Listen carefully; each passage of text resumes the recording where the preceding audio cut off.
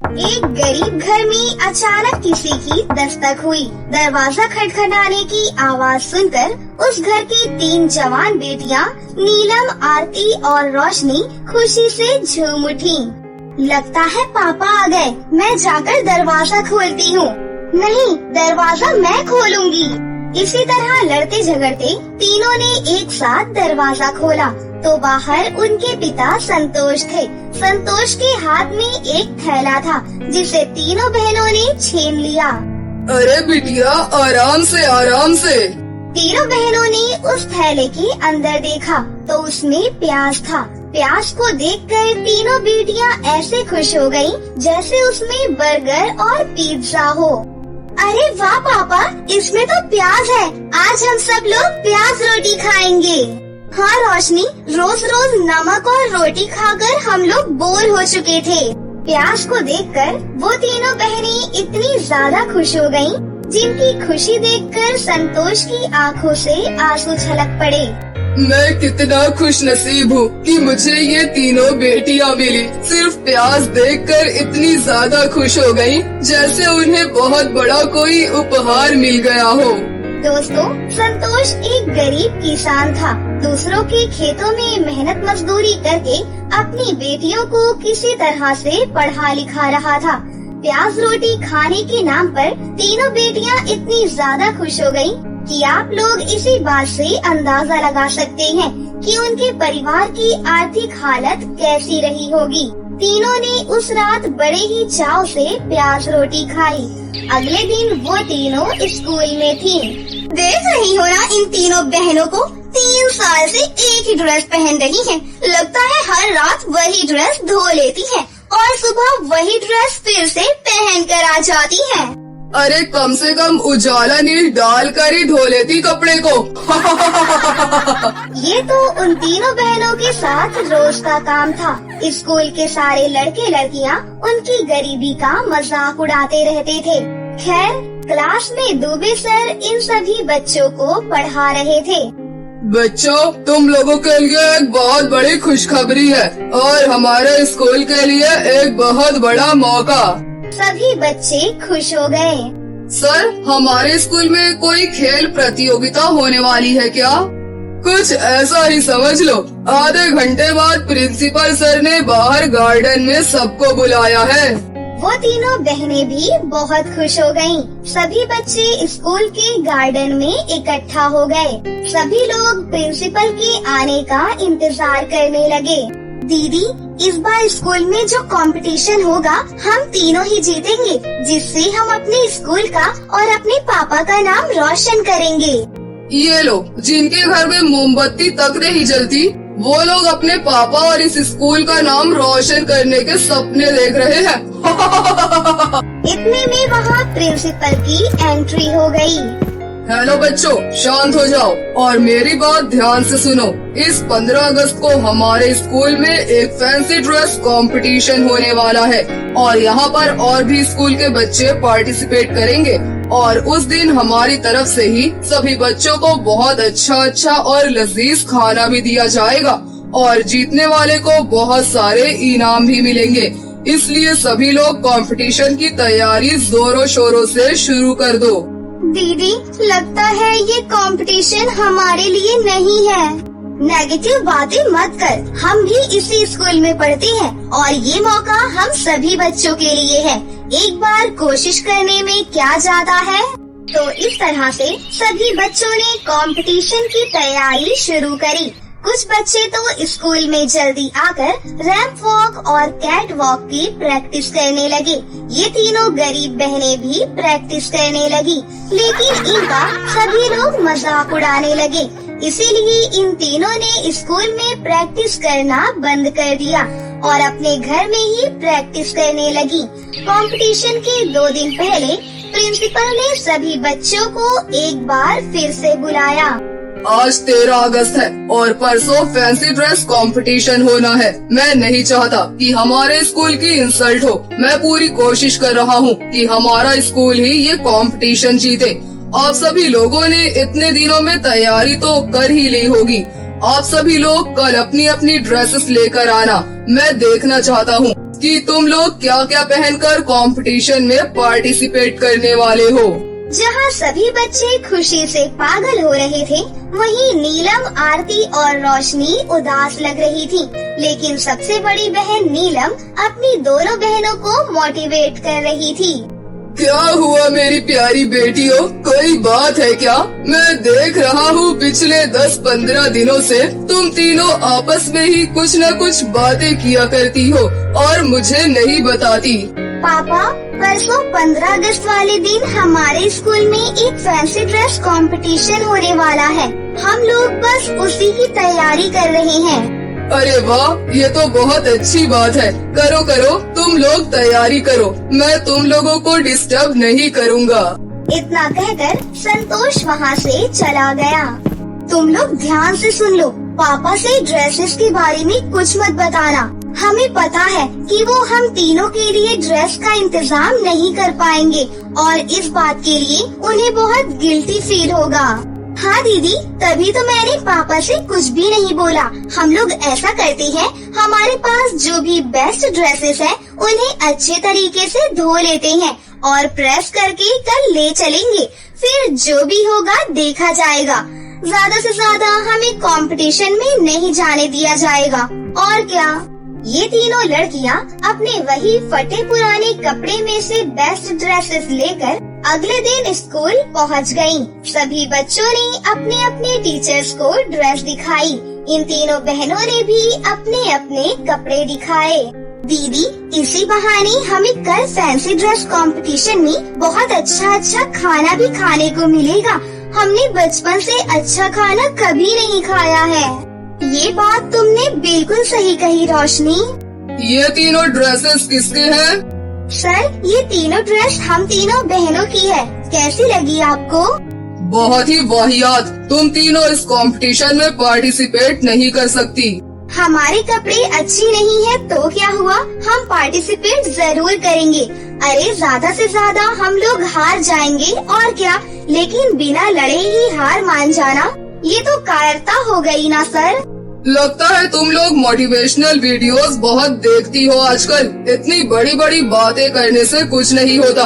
ये फटे पुराने कपड़े पहनकर तुम लोग कंपटीशन में उतरोगी तो इससे हमारे स्कूल की इंसल्ट हो जाएगी, जो मैं बिल्कुल नहीं चाहता। चुपचाप मेरी बात मान लो, वरना इस स्कूल से बाहर निकाल दूंगा तुम तीनों को।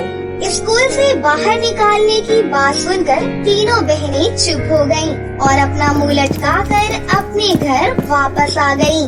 अरे, तुम लोगों को उदास होने की कोई जरूरत नहीं है। ये तो अच्छा हुआ कि हमें प्रिंसिपल सर ने स्कूल से बाहर नहीं निकाला, वरना पापा के ऊपर क्या बीतती। हमारे लिए पढ़ लिख कर कुछ बन जाना जरूरी है, ना कि ये कंपटीशन। हम लोग पढ़ेंगे लिखेंगे भी और इस कंपटीशन में पार्टिसिपेट भी करेंगे। मेरे पास एक प्लान है, ध्यान से सुनो। नीलम ने अपनी दोनों बहनों को उस प्लान के बारे में बताया। उसके बाद वो तीनों लड़कियां गांव के एक जंगल में चली गईं। दीदी, मैं केले के बड़े बड़े पत्ते इकट्ठे कर लेती हूँ। ये देखो, यहाँ पर गाजर भी लगे हुए हैं, ये भी किसी काम आ सकते हैं। गाजर, मूली, बैगन, पत्ता गोभी, केले के पत्ते, आम के पत्ते और जो भी वनस्पतियाँ मिले यहाँ से ले चलो। वो तीनों बहनें वो सारे पत्ते लेकर अपने घर आ गयीं। फिर उन तीनों बहनों ने रात में अपना कमरा बंद कर लिया और इन सब्जियों और पत्तों को पेंट करने लगी। दीदी, मुझे लगता है ये प्लान जरूर काम करेगा। हम तीनों की ड्राइंग तो अच्छी है ही, इसका इस्तेमाल सबसे अच्छा कल होगा। लेकिन सर ने तो हमें कंपटीशन में उतरने से मना किया है ना। जब मन में है विश्वास और पूरा है विश्वास, तो हम होंगे कामयाब एक दिन। नहीं नहीं, बल्कि कल। तो इस तरह से उन लोगों ने जंगल की वनस्पतियों और पत्तों से 3 साड़ी तैयार कर ली। अगले दिन कंपटीशन शुरू हुआ। सभी लोगों की परफॉर्मेंस हो रही थी। जज सभी बच्चों की तारीफ कर रहे थे। कुछ अच्छा कर रहे थे, कुछ मीडियम कर रहे थे, तो कुछ बहुत बुरा कर रहे थे। तभी अचानक नीलम बोल पड़ी। डियर जज साहब, मैं कुछ कहना चाहती हूँ। हाँ बोलो बेटा, कौन हो तुम लोग? हम तीनों सिद्धि विनायक स्कूल के स्टूडेंट्स हैं। शायद किसी मिस्टेक की वजह से हम तीनों का नाम कट गया था, इसलिए हमारे एंकर भाई साहब ने अनाउंस नहीं किया। क्या हम तीनों परफॉर्म कर सकते हैं? अरे हाँ बेटा, क्यों नहीं। ये कंपटीशन तुम जैसे होनहार बच्चों के लिए ही तो रखा गया है। प्रिंसिपल ये सब देख रहे थे, लेकिन बीच में कुछ बोल तो सकते नहीं थे, इसलिए वो शांत बैठे रहे, लेकिन डर रहे थे कि कहीं उसके स्कूल की बेइज्जती ना हो जाए। चलो दीदी, मन में है विश्वास, पूरा है विश्वास, तो हम होंगे कामयाब एक दिन, नहीं बल्कि आज। कुछ ही देर में नीलम, आरती और रोशनी अपनी साड़ी का गेटअप लेकर स्टेज पर आ गयीं। वो तीनों एक साथ रैंप वॉक करने लगी। उन तीनों को देखकर वहाँ पर मौजूद हजारों लोगों की आंखें फटी की फटी रह गयीं, क्योंकि नीलम की साड़ी हरे पत्तों से ऊपर से नीचे ग्रीन कलर की थी। बीच में आरती थी, जिसकी पूरी साड़ी मूली की बनी हुई थी, जो कि पूरी सफेद थी, और रोशनी की साड़ी गाजर और कुछ पत्तियों से बनी थी, जो कि ऊपर से नीचे तक पूरी केसरिया कलर से पेंट कर रखी थी। इस तरह से तीनों बहनें भारत का तिरंगा लग रही थी। बैकग्राउंड में देशभक्ति का गाना बज रहा था। अब तीनों बहनों ने एक तिरंगे का रूप ले लिया था। ये यूनिक साड़ी और यूनिक रैंप फॉर्म देखकर सारे जज और सारी ऑडियंस खड़ी होकर जोरदार तालियां बजाने लगी और जय हिंद जय भारत के नारे लगाने लगी।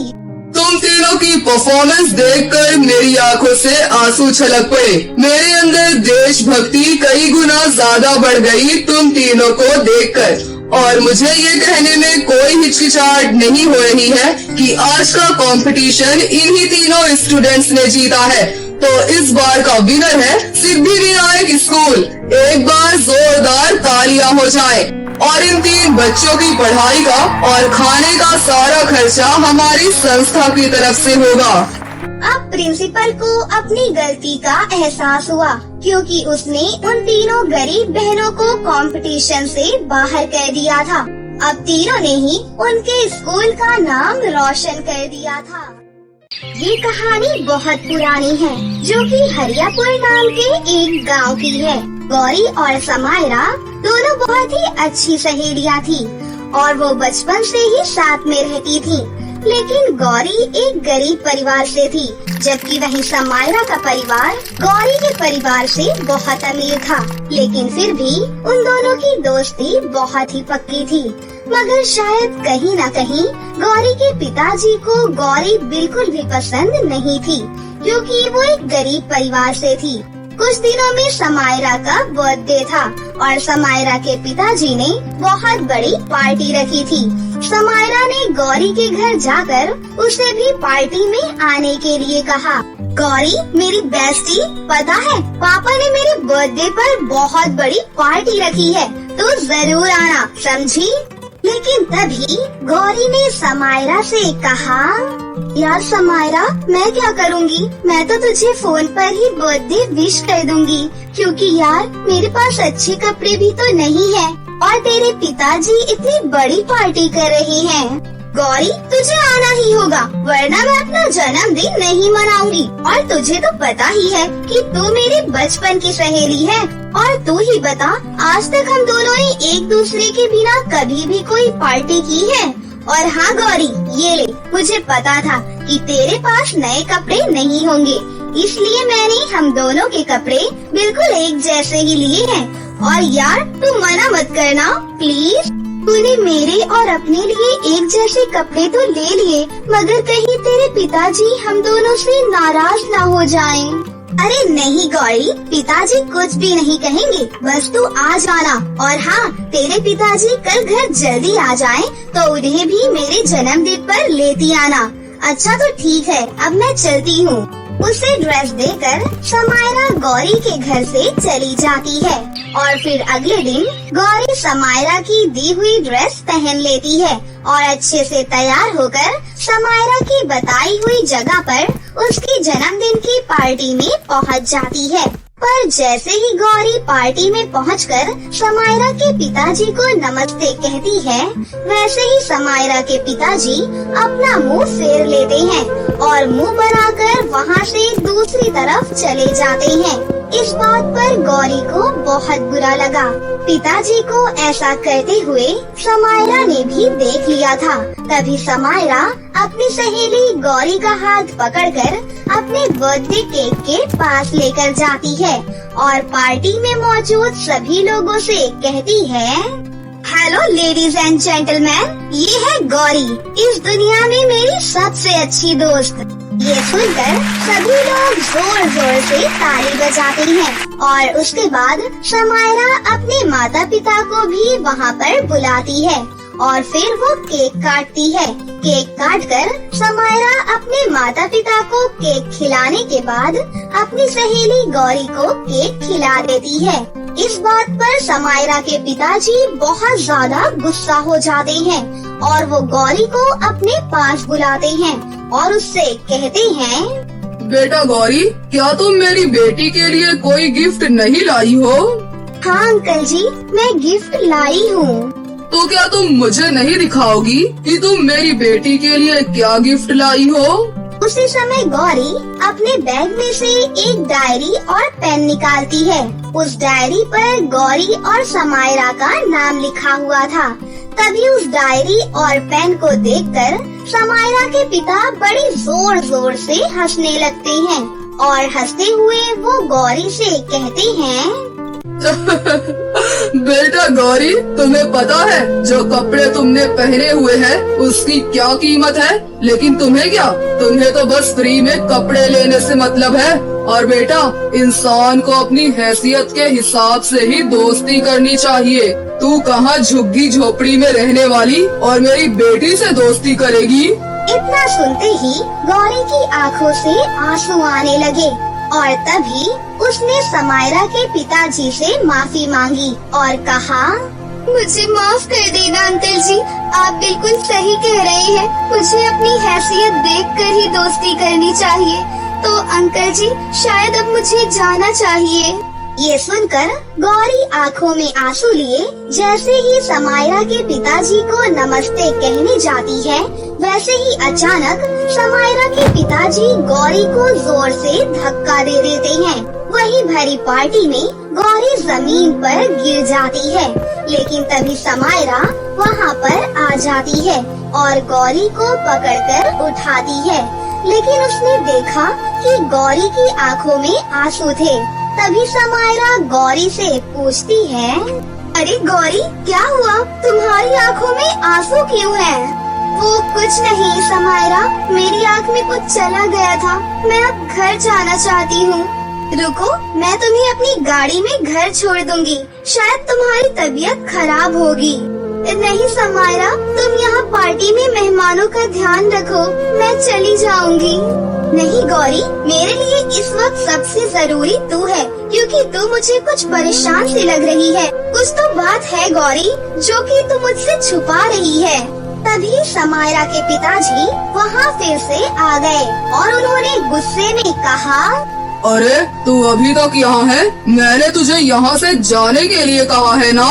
मगर क्यों पिताजी, ऐसा आपने क्यों कहा? समायरा, तुझे ऐसे गंदे लोगों के साथ नहीं रहना चाहिए।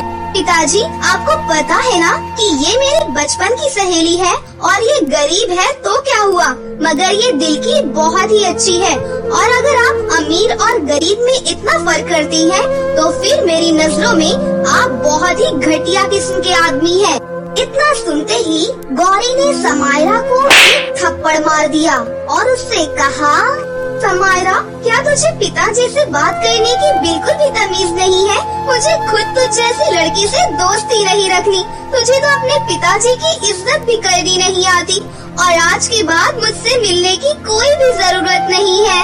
ये कहकर गौरी अपने आंसुओं को छुपाते हुए वहाँ से चली जाती है। तभी समायरा पार्टी को वहीं पर खत्म करके सभी मेहमानों को जाने के लिए कह देती है और फिर बाद में वो जब अपने माता पिता को कार में घर पर ले जा रही होती है, तभी अचानक रास्ते में उनकी कार का एक्सीडेंट हो जाता है। लेकिन फिर कुछ ही देर में आसपास के लोग वहाँ पर आ जाते हैं और एम्बुलेंस को फोन कर देते हैं। तभी एम्बुलेंस उन तीनों को हॉस्पिटल लेकर जाती है। हॉस्पिटल में समायरा के माता पिता को तो होश आ जाता है, मगर समायरा को होश नहीं आता। तभी समायरा के पिताजी डॉक्टर से समायरा के बारे में पूछते हैं, तो डॉक्टर ने उनसे कहा, शायद आपको पता नहीं, आपकी बेटी का खून बहुत ज्यादा निकल चुका है और उसका ब्लड ग्रुप RH नल है, जो कि हमें कहीं भी नहीं मिल रहा। इसलिए आप भी अपने रिश्तेदारों से पूछ लीजिए। हमें 3 घंटे के अंदर अंदर आपकी बेटी को खून चढ़ाना होगा, वरना शायद उसका बचना मुश्किल है। इतना सुनते ही समायरा के पिताजी ने आंखों में आंसू लिए डॉक्टर से कहा, बताओ डॉक्टर, तुम्हें कितने पैसे चाहिए? सर, इस वक्त आपके पैसे काम नहीं आएंगे। इस समय आप एक ऐसे इंसान की तलाश कीजिए जिसका खून आपकी बेटी से मैच करता हो। उसी समय समायरा के पिताजी अपने सभी दोस्तों और रिश्तेदारों को फोन करके पूछते हैं, मगर उन्हें RH नल ब्लड कहीं पर भी नहीं मिलता। अब समायरा के पिताजी बहुत ज्यादा डर गए थे कि अब क्या होगा, और वो बहुत ही ज्यादा रो रहे थे। तभी समायरा की माँ ने अपने पति से कहा, एक बार आप गौरी को फोन करके पूछ लो, शायद वही कोई रास्ता बता दे। समायरा के पिताजी ने गौरी को फोन करके अपनी पत्नी को पकड़ा दिया। फिर गौरी ने जैसे ही फोन उठाया, वैसे ही समायरा की माँ ने रोते हुए गौरी से कहा, बेटी गौरी, तुम्हारी सहेली हॉस्पिटल में है और उसका एक्सीडेंट होने की वजह से बहुत ही ज्यादा खून बह गया और समायरा के लिए ब्लड का भी इंतजाम नहीं हो पा रहा है बेटा। आंटी जी, आप चिंता ना करें, मेरा ब्लड ग्रुप RH नल है। समायरा और मेरा खून सेम ही है, मैं बस अभी आई। फिर गौरी जल्दी से हॉस्पिटल आती है।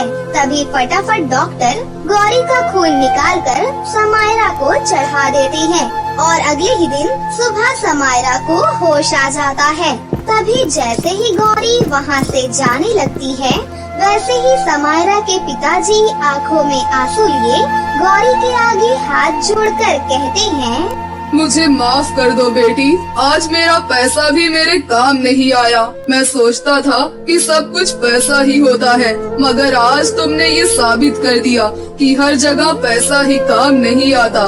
कहीं कहीं तुम्हारे जैसी अच्छी बेटी भी होनी चाहिए। आप मुझे अपनी बेटी भी कह रही हैं और बेटी के आगे हाथ जोड़कर उसे शर्मिंदा भी कर रही हैं। प्लीज अंकल जी, आप मेरे आगे हाथ मत जोड़िए। गौरी, आज से मेरी एक नहीं बल्कि 2 बेटियां हैं। पिताजी, आपको दूसरी बेटी मिल गई तो आप कहीं पहली बेटी को भूल मत जाना। ये बात सुनकर सभी लोग हंसने लग जाते हैं और सभी बहुत खुश होते हैं। गरीब गीता झोपड़ी के अंदर बैठी हाथ सिलाई मशीन पर कपड़े सिल रही होती है। आंखें कमजोर होने की वजह से उसकी आंखों से आंसू भी आ रहे थे। बस ये सूट सिलने ही वाला है, जल्दी से इस सूट की सिलाई निपटा कर ब्लाउज सिलने बैठ जाऊंगी। बस ऊपर वाले मुझ गरीब दर्जी माँ पर ऐसे ही दया रखना, सिलाई करके अच्छे पैसे बन जाएंगे तो मैं अपनी बच्चियों को दिवाली पर नए कपड़े दिला सकूंगी। गीता ऐसा कहकर फिर से कपड़े सिलने लगती है। तभी अमीर रवीना अंदर आती है। कैसी हो गीता? मैं अच्छी हूँ रवीना जी, ये लो कुछ कपड़े सिलने को लाई हूँ, ये कुछ ब्लाउज सिलने हैं। वैसे तुम डिजाइनिंग ब्लाउज तो सिल लेती हो ना? वो क्या है ना, इस ब्लाउज की साड़ी बड़ी महंगी है। रवीना जी, मैं पिछले 10 सालों से दर्जी का काम कर रही हूँ, चिंता मत कीजिए। आप जैसा डिजाइन बताएंगी मैं बना दूंगी, आप बस अपना नाप दे दीजिए। गीता, तुम्हारी यही बात तो मुझे सबसे अच्छी लगती है, इसीलिए तो तुमसे कपड़े सिलवाने वाले कस्टमर हमेशा खुश रहते हैं। तुम्हारा दाम भी सस्ता है और एक ये टेलर वाले इतना भाव खाते हैं और सिलाई के दाम में बहुत लूटते हैं। वैसे तुम्हारी तीनों बेटियां कहाँ हैं? नजर नहीं आ रही। दीपिका और गरिमा स्कूल गई हैं और रिंकी आंगनवाड़ी। अच्छा, अब मैं भी चलती हूँ। ऐसे ही समय बीतता है। गीता थोड़े बहुत कपड़े सिलकर घर का खर्चा निकालती है। वो तड़के सुबह उठकर पहले घर का काम निपटाती है और फिर दिन भर आंखें गड़ाई कपड़े सिलती है। फिर एक दिन रिंकी कहती है, माँ दिवाली आने वाली है, हमारे भी घर में दिवाली मनेगी ना? मैं तो ढेर सारी मिठाइयाँ खाऊंगी और पटाखे भी फोड़ूंगी। हाँ मेरी बिटिया, मैं तुझे ढेर सारे पटाखे दिलाऊंगी। दीपिका, गरिमा, तुम दोनों को पटाखे नहीं चाहिए क्या? नहीं माँ, मुझे दिवाली के लिए पटाखे नहीं चाहिए। हमारे पास 2 ही जोड़े कपड़े हैं, वो भी पूरी तरह से फट गए हैं और आपने जगह जगह से सिला हुआ है, मगर अब वो भी सड़कर फट रहे हैं। आप हमें दिवाली के लिए नए कपड़े दिला देना बस। समय गुजरता है, अब दिवाली आने ही वाली होती है, मगर कोई भी गरीब दर्जी गीता से कपड़े सिलवाने नहीं आता। गीता झोपड़ी के बाहर चौखट पर उदास बैठी कपड़े सिलवाने वाले लोगों के आने का इंतजार करती है। वहीं उसका गरीब पति अनुज आंगन में बैठा मिट्टी के दिए बना रहा होता है। अरे क्या बात है गीता, उदास क्यों हो? उदास नहीं हो तो क्या करूँ जी, दिवाली आने वाली है, मगर मैं गरीब दर्जी एकदम खाली बैठी हूँ। कुछ साल पहले तक त्योहारों में तो मेरे पास सिलने वाले कपड़ों के ढेर लग जाते थे और सबसे ज्यादा तो दर्जी के काम से मैं दिवाली में ही कमाती थी, मगर इस बार अभी तक मेरे पास एक भी सिलने को कपड़े ही नहीं आए। सोचा था कि दिवाली में कपड़े सिलकर 4 पैसे कमा लूंगी तो अपनी तीनों बच्चियों को दिवाली में नए लहंगे दिलाऊंगी। अब पता नहीं मैं अपनी तीनों बेटियों को दिया हुआ वादा कैसे पूरा करूंगी। चिंता मत करो गीता, मैं आज शाम को दिए बेचने बाजार जाऊंगा। जो पैसे मिलेंगे उससे तुम खरीद कर ले आना उनके कपड़े।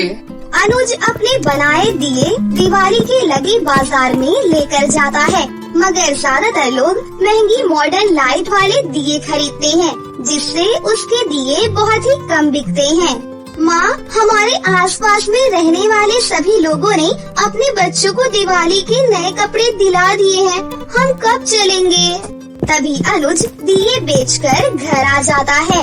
ये लो गीता, इतने दिनों में बड़ी मुश्किल से 700 के दिए बेच पाया हूँ। इतने कम पैसों में मैं अपनी तीनों बच्चियों को दिवाली के लिए लहंगा कहाँ से दिलाऊंगी? मगर मैं इन बच्चों को बाजार लेकर नहीं गई तो उनके मन में लगी उम्मीद टूट जाएगी। अपनी तीनों बेटियों को लेकर वो गरीब दर्जी माँ बाजार आती है, जहाँ एक शोरूम के बाहर लहंगा लगा हुआ देखकर दीपिका वहीं रुक जाती है। माँ देखो ना, कितना सुंदर लहंगा है, मुझे दिवाली के लिए यही दिला दो ना। चलो ना, अंदर चलते हैं। गीता अपनी तीनों बेटियों को लेकर शोरूम के अंदर जाकर लहंगे का दाम पूछती है। भाई साहब, उस बाहर लगे लहंगे का क्या दाम है? तभी घमंडी दुकानदार उसे और उसकी बेटियों के फटे हुए मैले कपड़ों को घूरता है। वो लहंगा पूरे 8000 का है। तभी शोरूम के अंदर गाउन पहने खड़े शोपीस को छूकर गरिमा कहती है, अंकल ये वाला गाउन कितने का है? ए लड़की, तेरी हिम्मत कैसे हुई अपने गंदे हाथों से इस गाउन को छूने की? ये प्रिंसेस गाउन है, इसे खरीदने की तेरी और तेरी भिखारन माँ की औकात नहीं है। चल हट यहाँ से। ये बोलकर दुकानदार गुस्से में गरिमा को धक्का मार देता है, फिर धक्के मार मार कर उसे दुकान के बाहर गिरा देता है। तभी गीता और उसकी दोनों बेटियां दौड़कर बाहर आती हैं। गरिमा मेरी बच्ची, तू ठीक तो है? अरे माँ, इसे तो चोट लग गई है और खून भी बह रहा है। अरे ओ दुकानदार, क्या मिल गया तुझे? बेचारी मेरी बच्ची का खून बहाकर। तू जाती है कि मैं और मारूं? गरीब कहीं के वैसे वैसे होते नहीं, हाई फाई दुकान देख के गुस्से चले आते हैं। चलो निकलो यहाँ से। अपनी बहन का खून बहता देखकर सबसे छोटी रिंकी फूट फूट कर रोते हुए बोलती है, माँ अब हम तीनों को दिवाली के लिए लहंगे नहीं चाहिए, हमें मिठाइयाँ भी नहीं चाहिए और हम पटाखे भी नहीं फोड़ेंगे। मुझे पता चल गया है माँ, हम गरीब है ना? और तुम्हें अब सिलाई का काम भी नहीं मिल रहा, तो तुम हम तीनों को दिवाली के लिए कपड़े कहाँ से दिलाओगी? 5 साल की रिंकी की समझदारी भरी बातें गीता का दिल कचोटने लगती है। वो अपनी साड़ी फाड़कर गरिमा की चोट पर बांधकर तीनों को घर वापस ले आती है। अगले दिन उसकी तीनों बेटियां दरवाजे के बाहर खड़ी होकर सभी के सजे हुए घरों को देखकर अपनी झोपड़ी को बार बार देखती हैं। दीपिका, अपनी बहनों का ध्यान रखना, मैं बाजार जा रही हूँ सब्जी लाने। दिवाली की लगी बाजार में जगह जगह मिठाइयाँ पटाखे बिक रहे होते हैं। तभी एक गरीब दुकानदार जमीन पर चादर बिछाकर बैठा होता है। सुनो भैया, मुझे ये पिंक कलर का थान का कपड़ा 10 मीटर दे दो और इसके साथ का मैचिंग लेस भी दे देना। मुझे दिवाली के लिए लहंगा बनाना है। ये सुनकर गरीब दर्जी गीता को अपनी बेटियों के लिए दिवाली के कपड़े बनाने का रास्ता दिख जाता है। अरे, मैंने ये पहले क्यों नहीं सोचा? मैं तो खुद एक दर्जी हूँ। मैं ये थान का कपड़ा खरीद कर अपनी तीनों बेटियों के लिए दिवाली का लहंगा खुद बना सकती हूँ। सुनिए भैया, मुझे ये गुलाबी, ये लाल, ये नीला और ये हरे रंग के थान के कपड़े दे दीजिए और गोटा, मोती और लेस भी। जी, अभी देता हूँ बहन जी। थान का कपड़ा लिए गीता घर वापस आ जाती है और अपनी बेटियों के सो जाने के बाद खुद रात भर जागकर लहंगा सिलती है और भरी आंखों से उस लहंगे को देखकर कहती है, जब मेरी बच्ची ये लहंगा देखेगी तो वो कितनी खुश हो जाएगी। सुबह होते ही वो लहंगा गरिमा को दे देती है। गरिमा, तुम्हें दिवाली के लिए लहंगा चाहिए था ना? ये देखो, तुम्हारी गरीब दर्जी माँ ने अपने हाथों से ये लहंगा सिला है। अपनी गरीब दर्जी माँ का सिला लहंगा देखकर गरिमा बहुत खुश होती है। अरे वाह माँ, ये लहंगा तो उस दुकान वाले लहंगे से भी ज्यादा सुंदर है। माँ, आप मेरी दिवाली की ड्रेस कब सिलोगी? मुझे भी लहंगा पहनना है और मुझे भी लहंगा ही चाहिए। बस दिवाली में आज का ही दिन बचा है। मुझे तुम दोनों के लिए दिवाली का लहंगा आज ही सिलना होगा। अभी घर भी सजाना बाकी है। आप चिंता मत करो हमारी प्यारी दर्जी माँ, दिवाली के लिए घर सजाने की जिम्मेदारी आपकी तीनों बेटियों की है। रिंकी, ये लो पैसे और जाकर गेंदे के फूल ले आओ। फिर गरीब दर्जी गीता अपनी बाकी की दोनों बेटियों की पसंद का दिवाली का लहंगा सिलने बैठ जाती है। वहीं उसकी तीनों बेटियां मिलकर गरीबी में भी हंसते मुस्कुराती बड़ी खुशी से छोटी छोटी चीजों से दिवाली के लिए अपनी झोपड़ी को सजाती हैं। वो आम के पत्तों से तोरण बनाती है और गेंदे के फूलों की लड़ी बनाकर झोपड़ी के चारों तरफ लगाती हैं। दीपिका दीदी, देखो ना, सभी ने अपने घरों के बाहर दिवाली की कितनी सुंदर सुंदर रंगोली बनाई है, मगर हमारे पास तो पैसे ही नहीं है जो हम रंगोली के लिए रंग खरीद सके। कोई बात नहीं गरिमा, पैसे नहीं है तो क्या हुआ, हम दर्जी माँ की बेटियाँ हैं। हम हल्दी और आटे से फूलों वाली रंगोली बनाएंगे। तीनों साथ में आंगन में रंगोली बनाती है और दिवाली की शाम ढले उस गरीब दर्जी माँ की तीनों बेटियाँ उसके हाथों से सिले हुए सुंदर लहंगे पहनकर तैयार होती हैं और साथ मिलकर मिट्टी के दिए जलाकर घर और आंगन हर जगह रखकर सजाती हैं। देखो, हमारा भी घर दिवाली के दियों से कितना सुंदर लग रहा है ना माँ बाबा? हाँ मेरी बच्चियाँ, ये दिए तेल बाती से भरकर जल रहे हैं। और मेरी तीनों बच्चियाँ, तुम भी एकदम परी लग रही हो इस दिवाली के लहंगे में। चलो अब दिवाली की पूजा कर लेते हैं। इसके बाद गरीब दर्जी गीता अपनी तीनों बेटियों और पति के साथ दिवाली में लक्ष्मी पूजन करती है और तीनों को पटाखे का एक डब्बा देती है। इस तरह उस गरीब दर्जी माँ और तीनों बेटियों की दिवाली गरीबी में भी खुशियों भरी बीतती है। तो दोस्तों, कैसी लगी आपको हमारी ये कहानी? अगर आपको हमारी कहानी अच्छी लगी हो तो इसे जरूर लाइक करें, साथ ही हमारे चैनल को सब्सक्राइब भी कर लें और बेल आइकन को दबाना ना भूलें। मिलते हैं अगली वीडियो में। धन्यवाद।